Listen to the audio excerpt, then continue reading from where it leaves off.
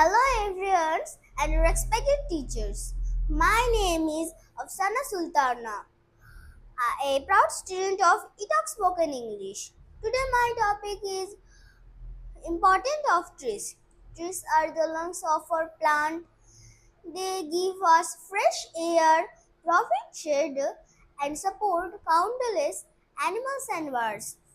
They also help in controlling climate and preventing soil erosion. Planting and protecting trees is everyone's responsibility. When we take care of trees today, we ensure health and green world tomorrow. Let us promise to plant more trees and protect nature for a better future. Thank you.